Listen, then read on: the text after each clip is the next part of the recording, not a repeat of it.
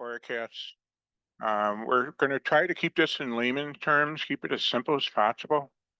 We're also going to try to, this is not a sales pitch. We're not going to be pushing brands or anything like that. It's just basically trying to get a good understanding with Auracast. If you want to see these devices in action or whatever, they will be at the demo center. As well, I do have it set up in the vestry room for those that are here that would like to experience Auracast for the first time, perhaps. I actually have it running so you can actually try it for yourself after the program is over. Okay, so I'm going to pass this over to Lauren to introduce us. We refer to the assistive listening devices and assistive listening systems as ALDs and ALSs. Most of you are probably familiar with that, but we're going to be using that terminology as we go through the slides. So I just want you to know, okay. So Dan is a past president of our chapter. I think most of you here know him. And he's also past president of the New York State Association of HLAA. He was born with a severe to profound hearing loss. And out of necessity, he learned how and relied on assistive listening devices and the systems as they evolved. He wore hearing aids for over 50 years. And I'm Lauren. I worked in electrical engineering and operations research, and I have a moderate to severe hearing loss. I bought my first pair of hearing aids in 2015.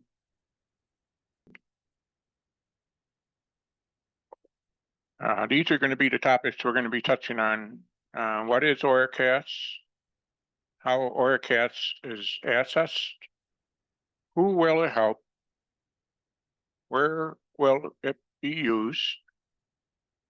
We'll compare it to hearing loops. And what products have hearing Auracasts? Okay.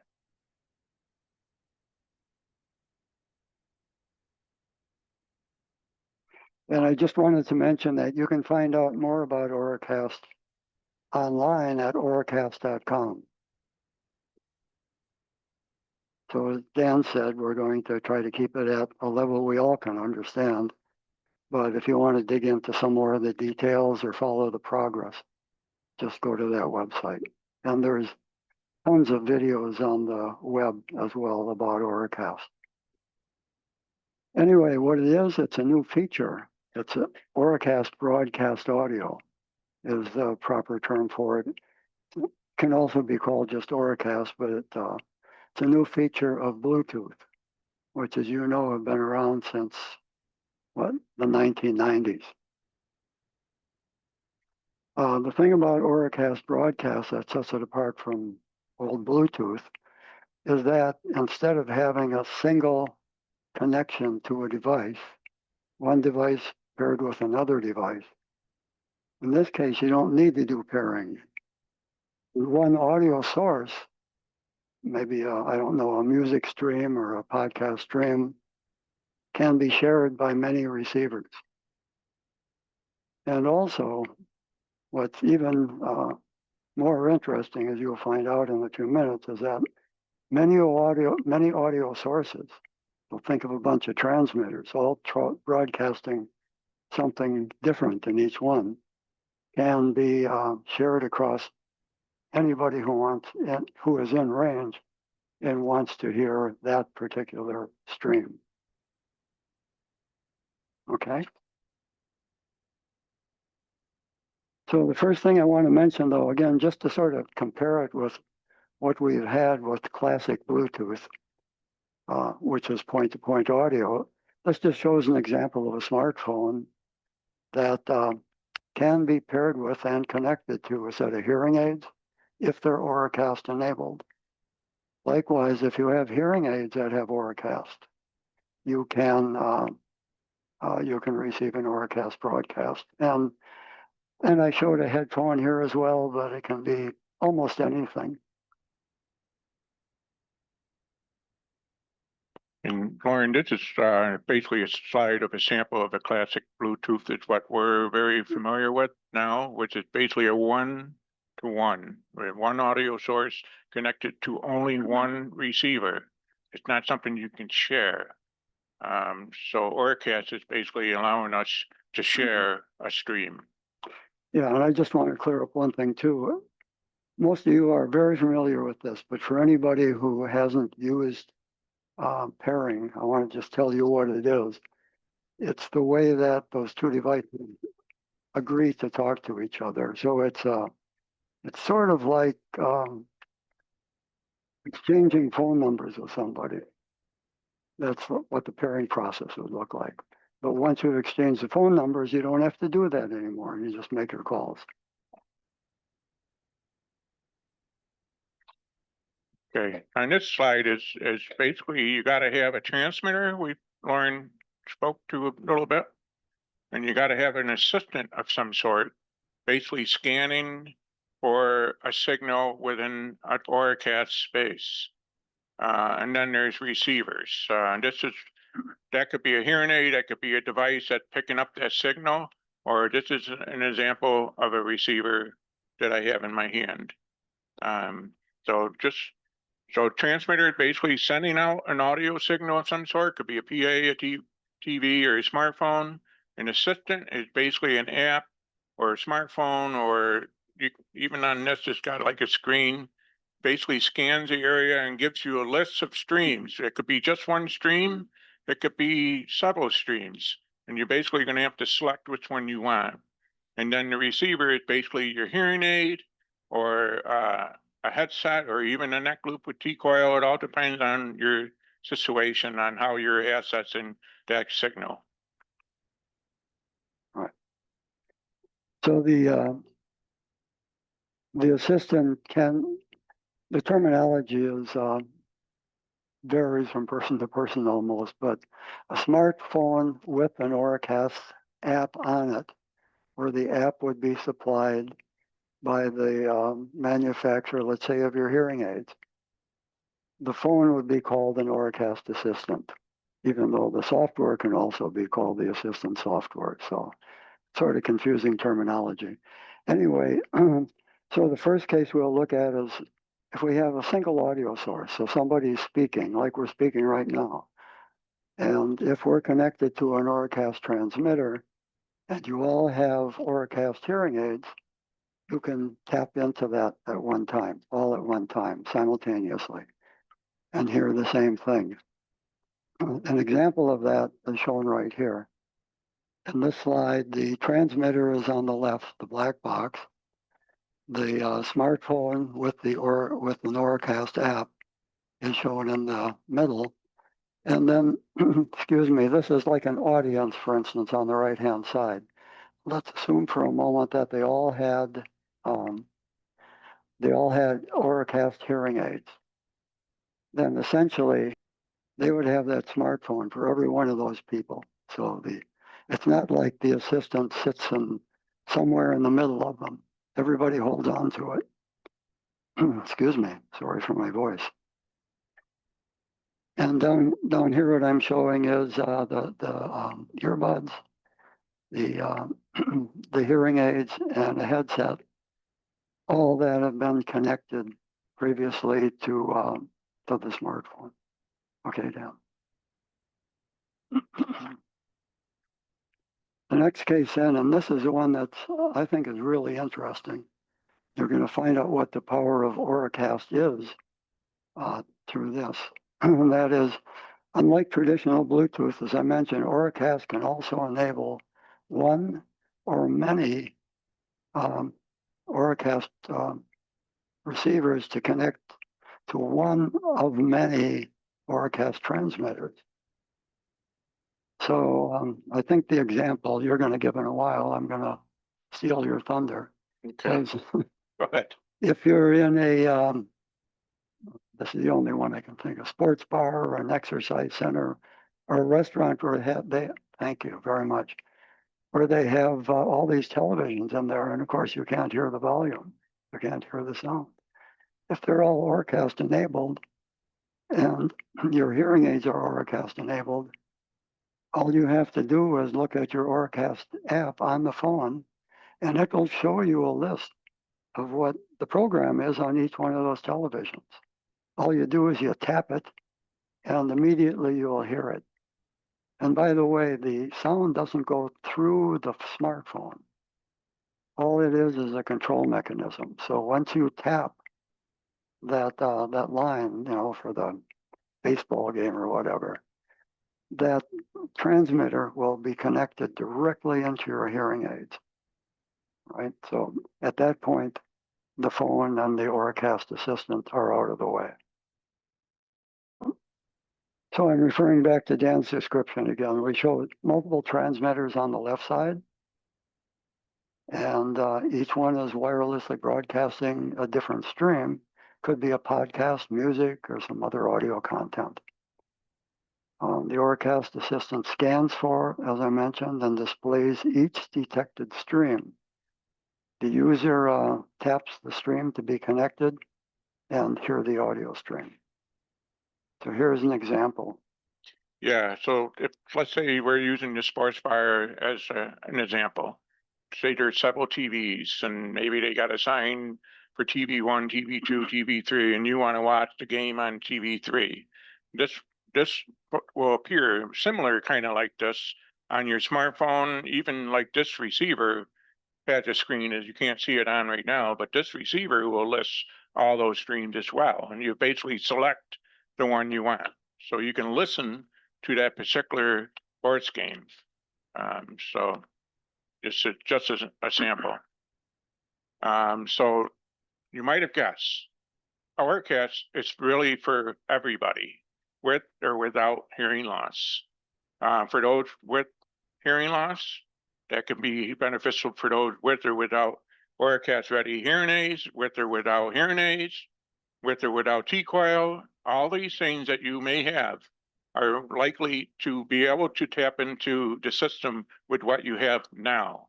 I mean, if you don't have Auracast hearing aids now, then you might be needing a receiver and using the neck loop if you have a T-coil or a headset, if you really don't have anything, which is kind of like a loop. If you don't have T-coil and you need help hearing, you'll be getting a loop listener with a headset.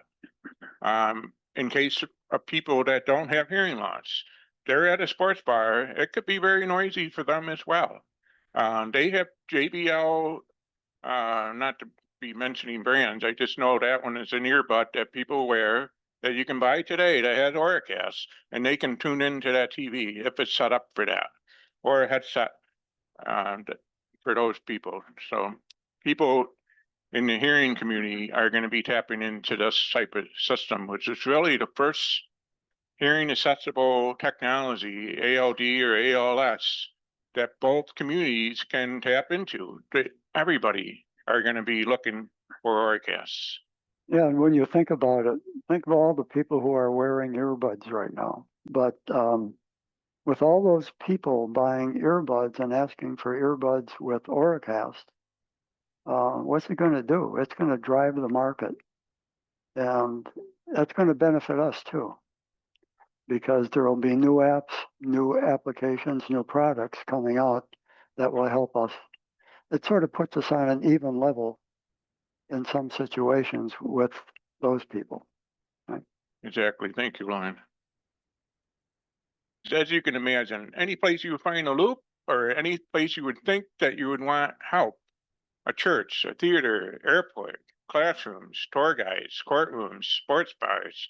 I mean, I'm just listening to a bunch, theaters, all the things I might have forgotten. Any place that you need help in this hearing accessible, Auracast can be there just like anything else.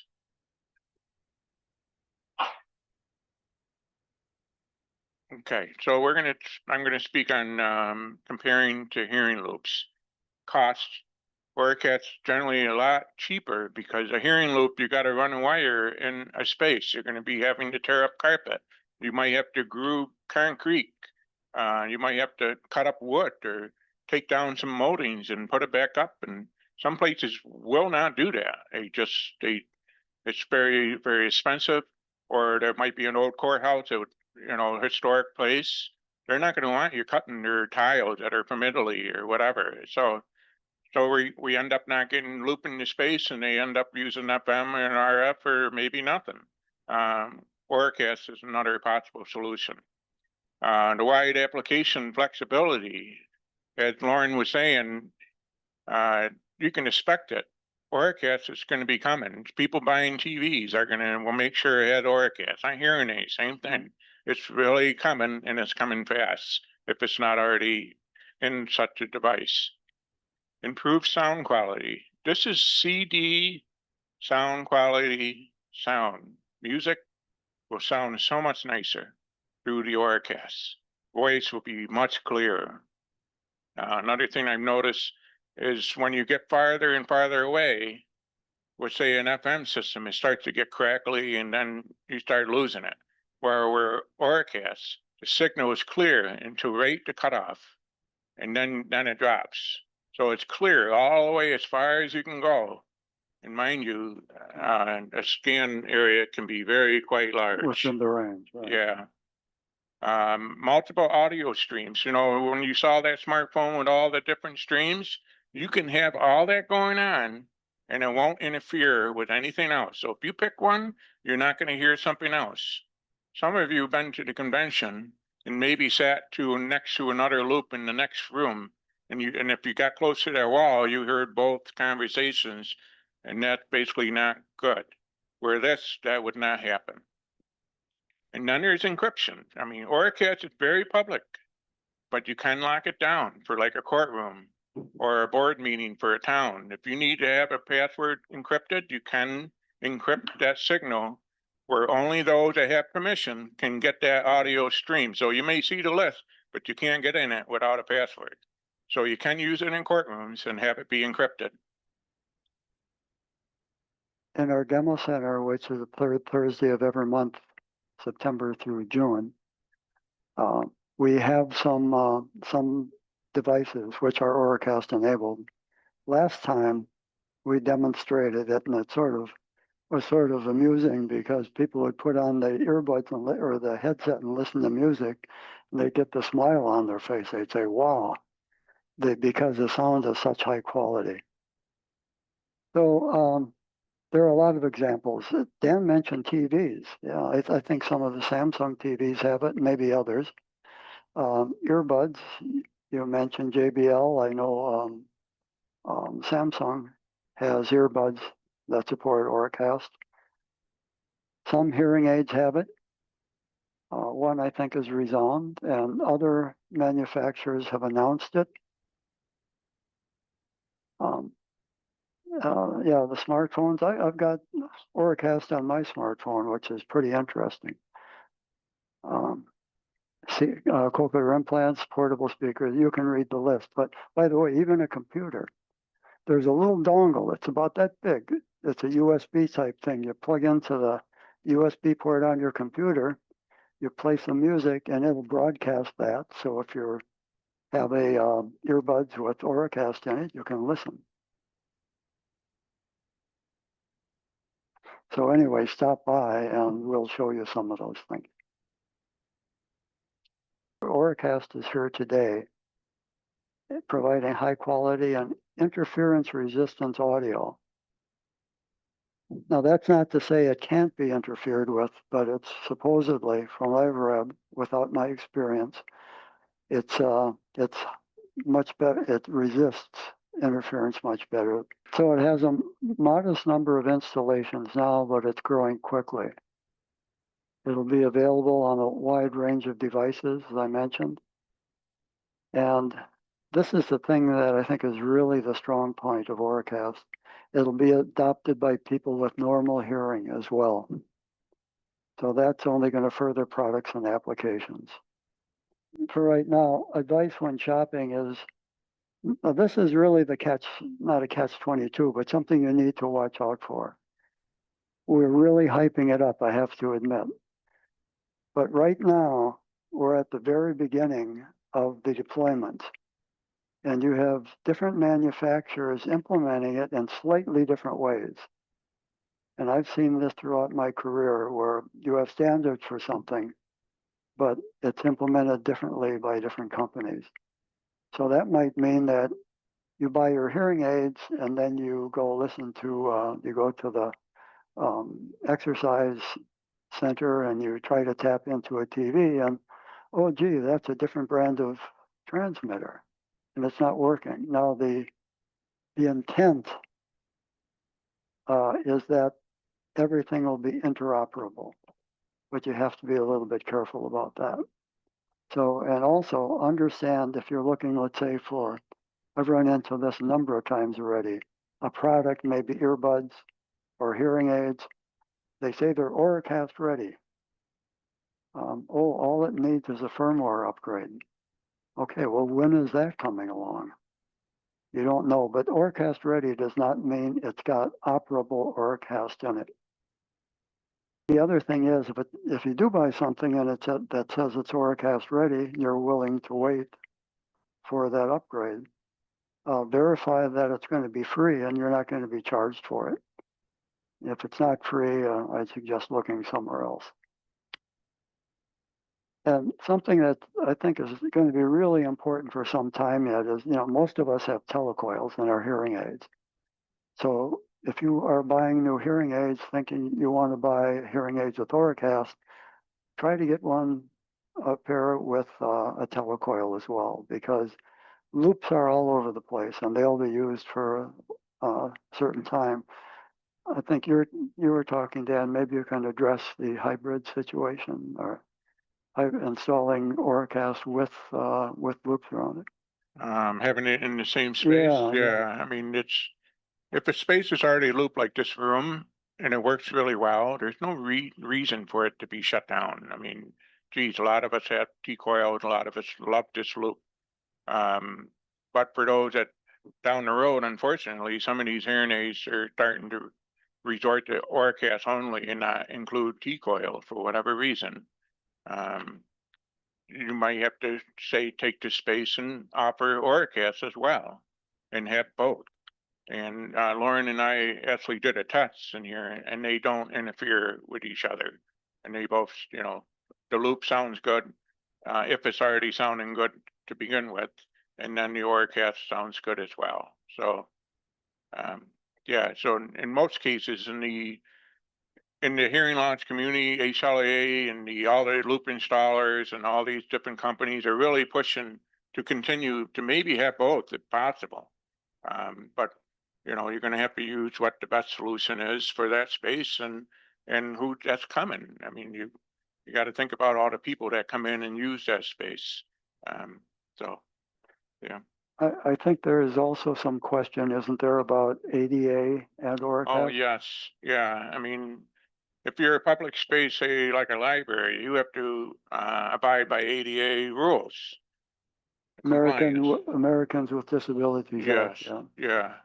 A hearing loop, an FM system, or an RF system are all qualify to meet ADA standards.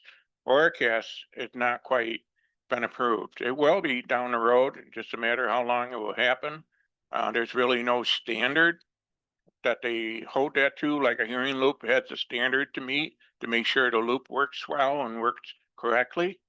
So until those guidelines are actually made, ADA Auracast may not be on the list quite yet. However, if your space already has a system, an FM system, or an RF, you basically meet the ADA rule, and then you can introduce Auracast into that space and be fine and meet ADA requirements. I mean, Auracast by all means is ADA friendly. I'm almost positive it will be on the list. It's just a matter of when the government gets around to adding it to the list. We referred to a number of installations that are available today, but the first one I think in the world was the Sydney Opera House in Australia, and they installed Auracast a while back, so that's a pretty high profile installation. There are a number of them in Europe as well, a number of installations. Let's look again at the pros. We went over this sort of quickly, so Why would I want Auracast? Because I can select from multiple streams in a facility. I get CD quality audio, and we can use this at home too, by the way. In fact, I want to mention, I have to acknowledge and thank Moore Technologies, who donated 6 Auracast devices to our demo center. One of them is a TV transmitter. So you just plug it into the back of your TV and you put in their Auracast earbuds and it'll stream right into your earbuds. So even if you don't have hearing aids, you have that option as well. And they have a couple transmitters and receivers as well that they donated. So come to the demo center and see some of that. We got a lot of time, so we might talk about some pros and cons prior to asking questions. Yeah, actually, that was the list I was going down. The resistance to electromagnetic noise as well. Has anybody who has a telecoil in your hearing aid, can you just, if you don't mind, raise your hand if you've tried to use it in a facility and you get all kinds of buzzing and background noise? Yeah. Me too. So it's not the hearing loop that's the problem.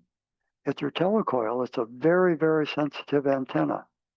Just like a radio antenna, you have a transmitter and you have a receiver, and the receiving antenna happens to be in your hearing aid. That's your telecoil. So it picks up any signal that it has, and we've got millions of signals coming through us right now. I have a question in back. With the telecoil, we've often had problems in certain parts of rooms that are looped. I'm thinking of the boardroom over at the Al Siegel Center is very sensitive because it was built on top of what used to be a swimming pool. So if you wanted to use your telecoil, you wanted to use it on one side of the table versus the other. If you found anything like this with Auracast, that's one question. And I'm going to be like a news guy and ask a second question. Should we expect any additional charge on hearing aids to have the Auracast capability brought with a new hearing aid? Well, I cannot answer this as a developer because I'm not an Auracast developer or I don't sell hearing aids. But when you think about it, all the smartphones now come with Bluetooth, right? And Auracast is just a new version of Bluetooth. It's got all the newer versions of Bluetooth will support Auracast. So they use the same little chip. I can't imagine that there's going to be a price increase. And then as far as the first question, where some spaces are better to sit, that's not the case with Auracast.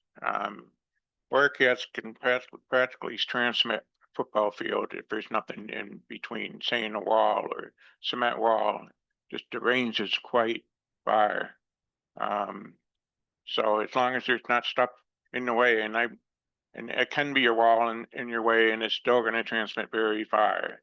Within, say, a space of this large room, no, the transmitter is going to be more than enough. There's not going to be any spots in this area that's spotty or better to sit over here compared to the other. That's how Auracast is going to work. Peter? Is this on? Yes.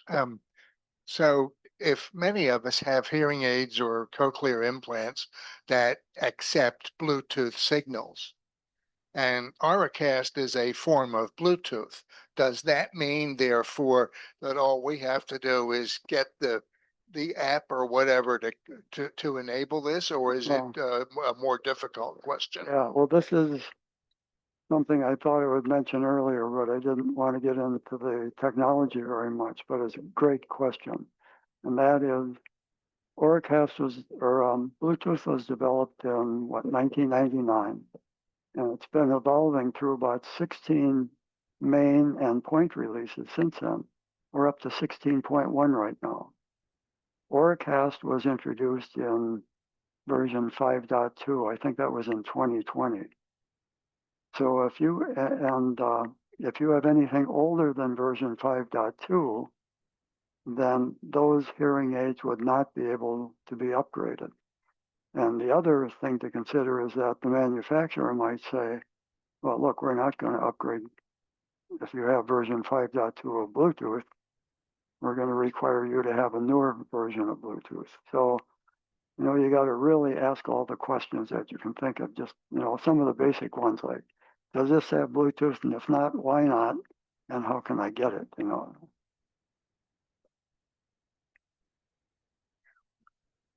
I have two questions. One is kind of silly, and the other is I understand what you need yourself, but what happens like in this room? What would you put in this room? Just something to broadcast it, or That would be called a transmitter, you just add another electronic piece of equipment? pretty much. Yeah, Okay. I mean, My silly question is, does this mean that, and I haven't been to these kind of concerts, but my sisters go to the Beatles all the time. If you go to one of the Beatles concert and you can't hear anything because everybody's screaming, does this mean if they had a unit there and I had my unit, I'd be able to hear it in my ears? that's the idea, yes. Yeah, I would think so. You'd be able So to hear it. they'll get all the teenagers to get this stuff. Okay, thank you. You would be able to hear it, but the music would be so loud that it would overpower everything. So that's a problem I found in movie theaters. I turn my telecoil on if they're looped, or I use an assistive listening device, and then I just turn it off. It's no use because, you know, you almost want to walk out of the theater. It's so loud.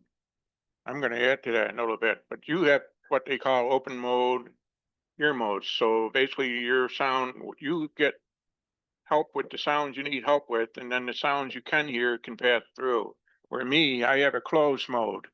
I have a closed mode that would develop just for my ear. And it basically, it's a total earplug. If I turn my hearing aids off, it's an earplug. There's nothing going in. It's, some of you have modes made, and that would literally be an earplug. And if that's the case, then you can tune into something and all that loud noise around would not bother you. Okay. Yeah. Eric? Yeah, Lauren mentioned that resound is getting set up for Auracast. I just acquired Oticon ones, and they're set up for low energy Auracast. Now, I was concerned that my phone uses high energy Bluetooth, and there was going to be a compatibility program. But even though I'm set up for low energy in the hearing aids, I've got a bridge here from Oticon that converts the Bluetooth from high energy to low energy and vice versa. So Right there. anybody who's hard programming their hearing aids for Auracast will also be offering a bridge for the lower higher energy. Yeah. The all the devices that you want in the stream will have to be Auracast enabled, right? Yeah. I actually sampled somebody with a resound at the last demo center where they were able to look at their app, do a scan, they found the transmitter and connected to it and had nothing. They didn't have a receiver or anything. It was just their hearing aids. And you probably can do the same. I actually have a setup that you can maybe try it later if you'd like. So I actually have the Phonak, the latest Phonak ones. It just has Auracast. Mhm. I asked about having both in there. She said you could, but why would you? I mean, I didn't think to ask the question saying, well, what if I go to a place that has the T-Coil? I didn't think to ask that question, but my hearing, I guess, it's moderate to some severe. I use the Auracast. I can use it on my TV and it doesn't go as fast as if I use it through my phone. Like if my phone rings, it'll go right to my hearing aids. And it'll burn a little bit quicker. The power will burn a little bit quicker going through my phone if I do that. But it's still pretty good. I mean, I can wear them all day and I'm not out. Lowest I think I've gotten is into the high 20s and I've worn them all day. So there's enough power there and they charge it about an hour anyway. So the latest Auracast, if you're going right to the device, it seems like it doesn't use as much power. If you're going through your phone, it uses a little bit more. Yeah, So that's my personal experience. But they work good. I like them, but I'm not complaining at all. Well, You can connect to anything. the audio signal should be going directly from the transmitter into your hearing aid. It That's is. the way Auracast works. It is, it is. But like he was talking about the cell phone, I think, and I'm just my observation, I think if it's going through the cell phone, uses a little more battery power than cause the programming on my cell phone, I can adjust my Auracast, I can adjust myself, my hearing aids on my cell phone. But if it's going directly to a device like a TV, it's not as much. And maybe because it's just not working all the time, I don't know if that has anything to do with it. But seems like if I'm going through my phone, it a little bit more drain. Not a lot, but a little bit more. I So might you- use a little bit more. so The you- battery might drain a little bit more. So you're talking about if you would pair with a device on your TV.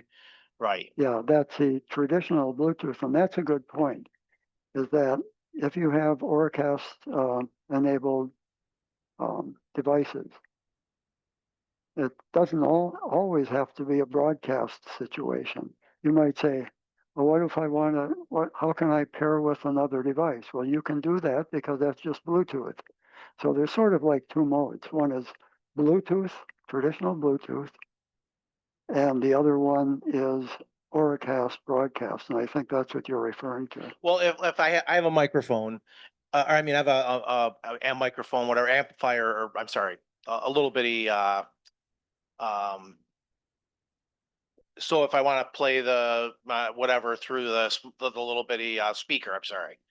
And if I'm sitting there, I can listen to the speakers, tell my phone to go through the speaker instead of my hearing aids. And obviously then I don't burn anything on my hearing aids because I can hear that way. It's an option, at least. That's all I'm saying. But if you go directly to a device like the TV, it doesn't seem to burn as much energy. And the only thing I can think is because my phone's running, my phone has the Phone app on it, and the Phone app is running. And if I'm using the go between, I guess sometimes it burns a little more, but it works good. It's So wonderful. that reminds me, there's another thing we didn't mention, but if anybody has ever tried to pair, let's say, a transmitter and receiver using Bluetooth, old standard classic Bluetooth, you'll notice that, and if you're watching a video, you'll notice a delay. It's lip sync, right? You see the lips moving and then the audio comes along. And that's something that Auracast pretty much cures. It is very, very low latency. But that'll be a big jump. Yeah. The manufacturer's devices, like for instance, I use it's a TV connector that connects to the TV's audio output and it broadcasts into my hearing aids. That's very fast. I don't notice very much delay there. And I would expect, yeah. I would just add that you're talking about energy. By its nature, the new Auracast, while it's Bluetooth, it's called Bluetooth LE, which is low energy. And by the way, if you're getting major brand hearing aids, yeah, like these, go ahead and get Auracast. There's no reason why not, because they also offer T-coils. The major brands. Now I can't speak for every brand, but the 5 or 6 majors all offer a combination of Auracast and T-coil now. But make sure you ask that question because manufacturers for a number of years already have been trying to make them more stylish and thinner. And they say, oh, we don't have room for the telecoil. They say, and you've got Bluetooth. Well, Bluetooth doesn't do it for me when I'm in a looped environment. Well, the other thing the audiologist told me was these don't have the T-coil in it. I could have actually had them put the T-coil, but she said a lot of them are not coming with the T-coil. So, and I don't know she didn't comment on that brand, but they have that. Whether you would want to ask if you want both, you probably have to ask, and they're probably going to have it put in that. It's not going to have both because everything is going to Auracast apparently. I really recommend having both. Insist on it. Really, it's important. So, so I want to address a happiness problem.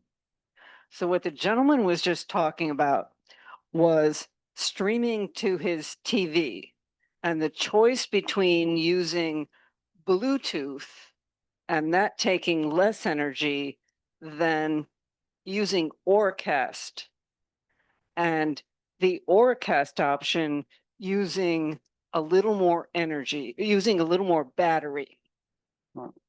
Yeah. And That- so early reports were that Auracast was so much better that people were so enthralled with the idea, with what they were hearing, that they were like streaming more and listening to podcasts, listening to music, just streaming a lot more and putting so much demand on their devices that their battery life was kind of going, wah. Well, that's, Dan, I remember Dan telling me years ago when he said, oh, I've got Bluetooth in my hearing aids. I said, how long does your battery last? And he said, oh, about 2 days.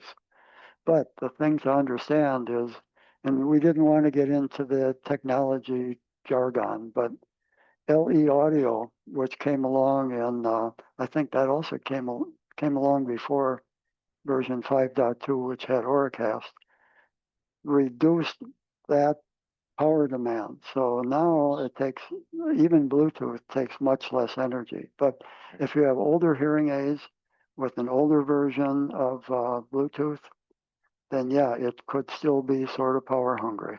Yes, I had an older set of hearing aids, that 2 days. And then my two ones I'm using now, just, which do not have Auracast, they just have Bluetooth and T-coil. And they'll last about 4 to 5 days each.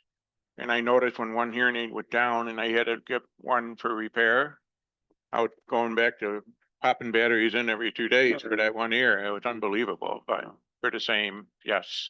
So, but keep in mind, Auracast takes less energy, less power, so don't confuse it. The older regular Bluetooth is the one that takes more. And the distance isn't as far. Regular one-to-one classic connection is not a very far away 30 connection. feet, yeah. Yeah, about 30 feet, where Auracast actually goes practically almost 300 feet, depending on how good the antenna is. Yeah. So you think they've done the tests? Oh, yeah, Okay, great. yes. Sue Miller has a question. Okay, Just if you're thinking about using anything with your TV, thinking about how to shut the link off quickly. I had a Bluetooth transmitter on my TV so that I could pick it up and go directly into my hearing aids. But then the missus would come in and try to say something to me, and it took me quite a few seconds to dig through the menus to switch it off. And quite frankly, I got tired of her throwing things at me to get my attention. So I looked around and fell into the Cerionic solution.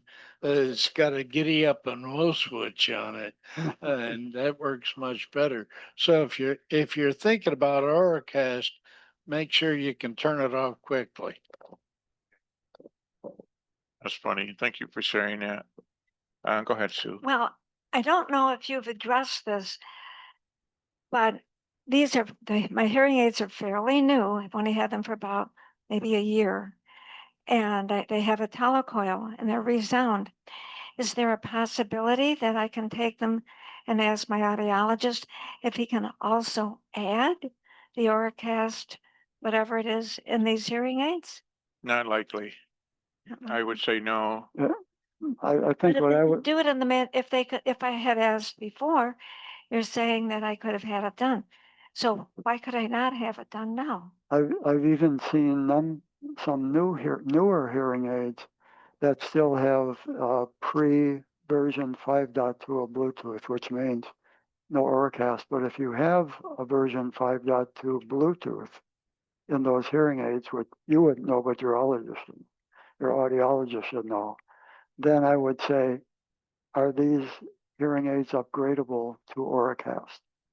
And that depends purely on the manufacturer and what they want to support.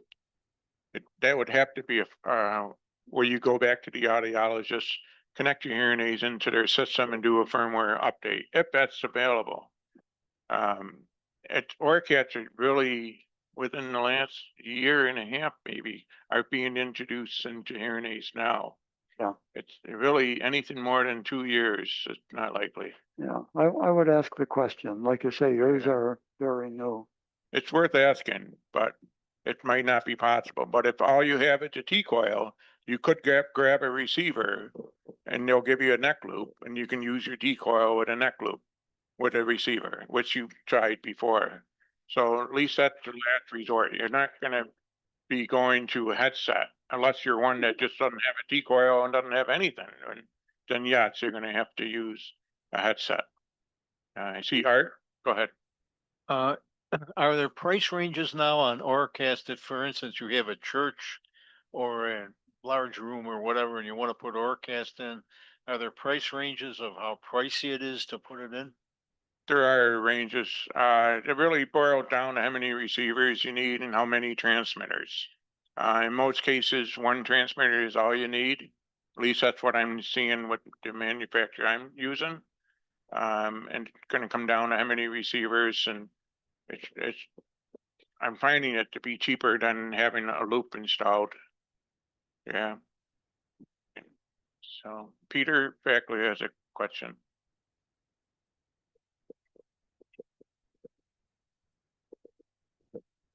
I'm wondering about barriers to expansion of Auracast being more available. So I have two questions. One is, do you have a ballpark for installation costs? If you have a facility, a church or something, and well, let's do Auracast. Do you have a sense of the cost, number one? And then secondly, you were talking about interoperability and early on, maybe the danger that different brands of Auracast products aren't talking to each other. So that sounds like there's a standardization needed. And is that happening? Because that It- sounds like it's crucial. Right, there's a Bluetooth special interest group which oversees the development, and they, along with industry, have created the specifications for Auracast. So it is a standard, but I've seen it before. You can write a standard, and there are still little ways you can sort of twist it so that only your products will work with other of your products. Now, I don't say that's widespread, but it's something you have to be aware of, that's all. But definitely the purpose or the intent of Bluetooth, and please take a look at the Auracast website, is that this will be available to everybody interoperably, all products. Yeah, you're going to want to be aware of that. I mean, the system you got donated to the demo center works with itself, where my system actually sees your system, but your system can't see mine because the whatever the reasoning is. But there are some products out there where you got to have their receiver to tap into it, which is not really ideal. You want it to be open where people can come in with any brand and connect to it. So those are some things you're going to need to ask and be aware of when you're shopping for a Auracast system in a public space. And as far as pricing, like I keep saying, it depends. But with more competition coming in, we can expect prices to come down. So right now it might be very pricey to put an Auracast system, but maybe in another year or two, with more competition, more brands that are making it, because there will be more coming, and that could reduce prices. You never know. But it all depends on the space and how many receivers they need. You're looking, I don't know, 6,000 maybe for a basic church or something like that. But when you get a large venue really big, then you're talking more. It just depends on how many transmitters and receivers you're going to actually need. As far as installation that's not too bad to install. So, sorry. thought I had that muted. So, all right, so go ahead, Mary. I just have to mention, I'm in the process of buying new hearing aids and doing some look-see. And one of the problems I have with my current aids that are rechargeable is that after 4.5 years, the charger quit. And it's $200 to replace that. And they couldn't guarantee me that new hearing aids that I might purchase would be able to use the second charger. So fortunately, I was lucky they lent me a loaner, and I'm still on the loaner. But my hearing aids only will charge for about 4 hours. So I need to pick and choose one I want to hear. And I'm wondering if is there any bearing on the Auracast using up more energy that batteries in the hearing aids are not able to recharge and be sustained for at least 8 hours. It actually uses less energy. Now, Auracast uses less energy, so right now, if you're using your current hearing aids to connect to your phone or listening to Facebook videos, you're draining power. And but if you have the Auracast, if you're using the Auracast stream, there will be less energy being used on your hearing aid batteries. Yeah, I think the thing to do is not to confuse the old Bluetooth Yes. with the newer versions of Bluetooth. Eric mentioned LE audio, which I didn't want to mention because it's one of those technical terms, but it means that, or I'm just watching Sue, she's signaling to somebody. Sorry about that. But low energy audio really means that. So I wouldn't worry about that as being a consideration. Right? I have a second thought, and that is, are there any Auracast brands that are going to be strongly either affiliated with them or connected with current hearing aid brands? The thing to do there is, I can't speak to it, but if you go to the Auracast website, they show all the member companies. And not only that, they show a list of over, I think, 150 products so far, right now, today, that have already qualified with Auracast. So you can go to the website and look for products, and under that, you'll see this big list. Many of, actually, I don't know, I might be speaking out of turn here, but I think that it was the hearing aid industry actually that was one of the main motivators for Auracast. I heard that in one of the Bluetooth 6 videos, I think, but don't quote me. Yeah, Peter. So I'm thinking ahead to the future and seeing this as something that if major airports put it in, and you'd pull out your cell phone and you're flying Delta and you hit Delta and you hear the very clear announcements as they come through, as opposed to Delta fly by this gate 5. Okay, what? So, in the future, I see something like this bringing clarity to announcements in that. And it's something that if people are made aware of and they're frequent users of places, they could push them a little bit and say, hey, why don't you guys do this? Why don't you do that? It would make it much simpler for people to understand. And now you haven't got these high powered speakers that do absolutely nothing all over the place. And Auracast itself then sounds like something that, you're not wearing hearing aids, but you're wearing earbuds. Right. You're going to get it right through your earbud. Exactly. We talked, I think we all know about the statistics from National Institutes of Health say that about of all the people, of the 28 million people in the US that can use some hearing help, only about 20% of them get it. The rest say, oh, I don't really have a problem. No, everybody else does. and so the thing is, if people who have good hearing or they don't admit their hearing loss start buying earbuds that have Auracast in them and they realize, gee, this is really helpful. That's why I say I believe, and this is my own, just my opinion, that's going to really drive the market and that's going to drive the prices down. And it's going to help us. So that's why I'm just sort of over the moon on Auracast for that reason. Yeah. Yeah, I'm just looking at, we have about 4 minutes. Did anybody from remote have their hands up at all by chance? No? All right, Good question.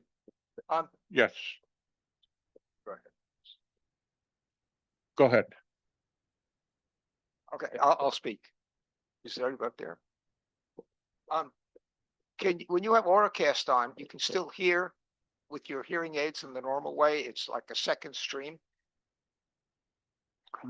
When you have Auracast on, do you hear through your hearing aids like a normal stream? That's No, your it's- question?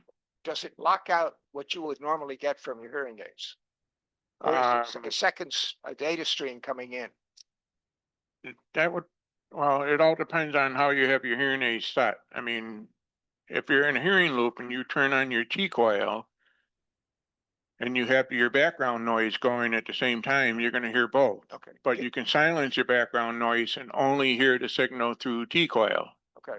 You can do the same with Auracast. Can you balance the Yeah. volumes? The volumes? Yeah, adjust one up or down, Well, one or the other? That's a good question. You can with a receiver, if you have one in your hand, there's a volume control right on this, but as far as a hearing aid and how the app works, I'm not quite familiar with that.